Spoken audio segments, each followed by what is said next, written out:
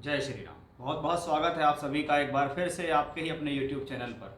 बात करेंगे बुध के राशि परिवर्तन के बारे में कि बुध अब अपनी स्वराशि के अंदर आ रहे हैं, अपनी ही राशि यानी मिथुन राशि के अंदर गोचर करने जा रहे हैं। बुध देव का ये गोचर आपकी राशि के लिए क्या सफलता, क्या खुशी लेकर आ रहा है, उसके बारे में विस्तार से चर्चा होगी। क्योंकि जब भी बुध अपनी स्वराशि के अंदर होते हैं तो वह भद्र नामक राजयोग बनाते हैं। जब भद्र नामक राजयोग की बात होती है तो कहते हैं जब कोई ग्रह पंच महापुरुषों में कोई सा एक राजयोग बनाकर गोचर में चलता हो या कुंडली के अंदर बैठा हो तो उस ग्रह के कारकत्व में बहुत अधिक वृद्धि हो जाती है, या आप कह सकते हैं कि उस ग्रह के कारकत्व उसकी तरफ खिंचे हुए चले आते हैं। सबसे पहले बुध यहाँ मिथुन राशि के अंदर गोचर करेंगे। मिथुन राशि जो कि काल पुरुष की तीसरी राशि है और वायु तत्व राशि है। तीसरी राशि टूर ट्रैवलिंग, यात्रा परिवर्तन, स्थान परिवर्तन, यात्राओं के द्वारा लाभ, मीडिया के द्वारा लाभ या किसी प्रकार की ट्रैवलिंग से लाभ लेना, परिवर्तन से लाभ लेना, ये सब चीज़ें थर्ड हाउस के अंदर आती हैं। तो 3 नंबर एक वायु तत्व राशि कहलाती है, यानी इस दौरान विचारों का आवागमन होना, दूरगामी दृष्टि सोच रखते हुए कि मैं दूर तक की सोच रहा हूँ, दूर तक की स्थितियों के बारे में सोच रहा हूँ। इस दौरान मैं कुछ स्थितियों में, फॉर एग्जाम्पल आप किसी चीज़ में इन्वेस्टमेंट कर रहे हैं तो आप आज के लिए इन्वेस्टमेंट नहीं कर रहे, आप भविष्य के लिए इन्वेस्टमेंट कर रहे हैं। इस प्रकार की सोच देता है बुध ग्रह। ये सभी को देगा क्योंकि बुध सभी के लिए स्वराशि का होगा। उसके साथ साथ ये बुध ग्रह जब वायु तत्व राशि में होता है तो इस दौरान आपके निर्णय और आपकी जो बुद्धि होती है वो सही जगह पर सटीक काम करती है। बुध ग्रह को कहा जाता है जो लोग सीए हैं, अकाउंट का काम करते हैं, जिनका बहुत ज़्यादा गुणा भाग का काम है।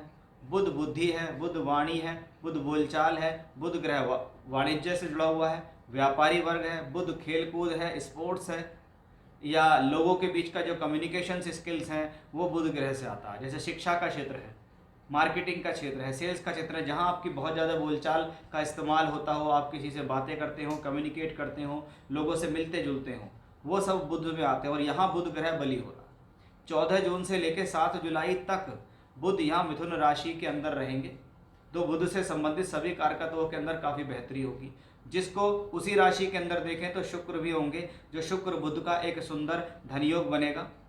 क्योंकि अगर आप देखें तो वर्तमान समय में गुरु वृषभ राशि के अंदर चल रहे हैं। तो गुरु एक वृषभ राशि में है, बुध शुक्र की युति बनी हुई है, यानी दोनों ही राशियों के अंदर शुभ ग्रह है, जिसको हम एक लक्ष्मी योग के लिए कहते हैं। अब अगर आपको बुध से संबंधित दशा अंतर या प्रत्यंतर चल रही है तो आपके लिए ये बहुत खास है, बहुत पॉजिटिव है। साथ ही साथ आपकी कुंडली के अंदर कोई भी ग्रह मिथुन राशि में बैठे हैं, क्योंकि वो तीनों कोई भी ग्रह बैठा होगा तो वो मृगशिरा, आर्द्रा या पुनर्वसु, इन तीनों में से किसी नक्षत्र में होगा। उनसे संबंधित दशा चल रही हो तो फायदा, उनके ऊपर से बुध गुजरेंगे तो आपके लिए और ज़्यादा सकारात्मक हो जाएगा। तो कुल मिलाकर अगर देखें तो बुध से संबंधित बेहतर स्थितियां हो रही हैं। अब अगर आपकी राशि पर इसका प्रभाव देखने चले कि जी हमारी पर्टिकुलर राशि पर इसका क्या प्रभाव पड़ने वाला है, ऐसी क्या खास बात है जो हमारी राशि के लिए बुध कितना ज़्यादा पॉजिटिव है, क्योंकि ज़रूरी नहीं है सभी के लिए वो बराबर पॉजिटिव हो। बुध के कारक तो सभी के लिए समान हो सकते हैं, लेकिन सकारात्मकता या पॉजिटिविटी सभी के लिए समान नहीं हो सकती है। उसी के लिए हम देखते हैं अब आपकी राशि पर इसका क्या फ़र्क पड़ने वाला है। अगर आप मेरे पास चैनल पर पहली बार आप वीडियो देख रहे हैं, आपको चीज़ें समझ में आती हैं तो सब्सक्राइब कीजिए। अपनी कुंडली से संबंधित कोई भी विश्लेषण कराना चाहते हैं तो मैंने डिस्क्रिप्शन में भी उसके नंबर दिए हुए हैं और आपकी स्क्रीन पर भी मेरा व्हाट्सएप नंबर शो हो रहा होगा, आप उस पर डायरेक्ट कॉन्टैक्ट कर सकते हैं। अब देखते हैं आपकी राशि पर इसका क्या प्रभाव होगा, क्या लाभ हैं, क्या सावधानी हम रख सकते हैं, क्या चेतावनी हमारे जीवन में है और किन चीज़ों को जानकर और करके किस तरफ अपना ध्यान लगाकर हम इस गोचर को और ज़्यादा बेहतर बना सकते हैं। अब आइए बात करते हैं कि सिंह राशि के जातकों पर इसका क्या प्रभाव होगा। सिंह राशि, आपकी राशि से बुध एकादश भाव और दूसरे घर के मालिक है। ये दोनों ही भावों को शास्त्र में धन से जोड़ा गया है। जब भी कोई ग्रह राशि परिवर्तन करता है तो वो जिन भावों का स्वामी होता है उन भाव से संबंधित शुभ फल मिलते हैं या उन भाव से संबंधित फल मिलते हैं, ऐसे समझ लीजिए। अब ग्रह अगर अपनी ही राशि में आ गया हो तो शास्त्र कहता है कोई ग्रह अपने भाव में बैठे या अपने घर को देख रहा हो तो वो भाव बली होता है। जिसमें पहली संज्ञा आती है ग्रह अपने भाव में बैठता है तो ज़्यादा बली है, अपने घर को देखता है दूसरे नंबर पे आता है, और उस भाव का स्वामी उच्च का है तो वो तीसरे नंबर पे आता है। क्योंकि लोगों के मन में बड़ी बात होती है मेरे उच्च के प्लेनेट हैं। मैंने बहुत लोग बाग देखे हैं जिनके उच्च के प्लेनेट है और वो उच्च के प्लेनेट की दशा में अच्छे खासे परेशान है। इसलिए ये बात ज्योतिष के नियमों में लागू होती है कि प्लेनेट की स्ट्रेंथ देखो आप, कि आप सबसे ज़्यादा कहाँ खुश होते हो। आप अपने घर में बैठ के सबसे ज़्यादा मजबूत फील करते हो। आप बैठ जाओ घर से 100 मीटर दूर, अपने घर को देखते रहो, तो क्या होगा, घर को देख रहे हो लेकिन आप उस पर जल्दी कमांड नहीं कर सकते। आप बैठे तो बाहर ही हो, ये दूसरे नंबर की कैटेगरी आती है। तीसरा, आप उच्च के हुए हो लेकिन वो भी किसी और की राशि में। इसलिए ये सब चीज़ें देखी जाती हैं कि भाई आप किसी भी प्लेनेट को देख लो। अब मंगल है, शनि की राशि में उच्च का होता है, तो इसमें क्या हुआ, उसे उच्च होने के लिए भी किसी दूसरे की राशि का सहारा लेना पड़ रहा। अब ग्रह यहाँ अपनी भाव के अंदर आ गया तो 11वां घर बली हुआ, और जब 11वां घर बली हुआ तो 11वां घर किस चीज़ का है, प्राप्तियों का है, लाभ का है, तरक्की का है, वृद्धि का है, प्रमोशंस का है, सोर्स ऑफ इनकम बढ़ने का है, एक से अधिक माध्यम से पैसा कमाना, धन के आगमन का अच्छा होना, अचानक से मिलने वाला धन लाभ भी बुध ग्रह से देखा जाता है।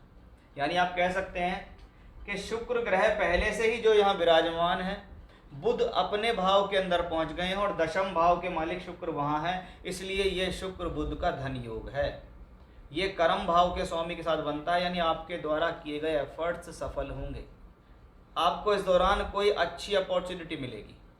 अगर आप नौकरी की तलाश कर रहे हैं कि मैं दूसरी नौकरी पे चला जाऊं, मुझे अच्छी नौकरी मिल जाए, अच्छा पैकेज मिल जाए, या नौकरी पे यहीं पर रहते हुए मेरी तरक्की या प्रमोशन हो, तो आप इसको जान लीजिए कि ये वो समय है जो आपके जीवन में आपको बेहतर बनाएगा। ये वो समय है जो अवसर ढूंढ के लाएगा। ये वो समय है जिसमें बहुत बार क्या होता है, जिनकी दशाएं बहुत बढ़िया चली होती हैं, बैठे बिठाए पैसे का फ़ायदा होता है, बैठे बिठाए लाभ मिलता है, बैठे बिठाए अप्रेजल मिलते हैं, प्रमोशंस मिलते हैं। यानी ये समय धन के लिए बहुत अनुकूल है। प्राप्तियां होंगी, सम्मान बढ़ेगा, इच्छा पूर्ति होंगी, आपके द्वारा लिए गए निर्णय शुभ होंगे, आपके मन में जो विचार आएंगे वो शुभ होंगे, आप दूरदृष्टि सोच रखेंगे, उस पर किसी चीज़ पे काम करेंगे। ये आपके लिए राइट टाइम है कि आप शुरुआत कीजिए, आपके लिए सफलता मिलेगी।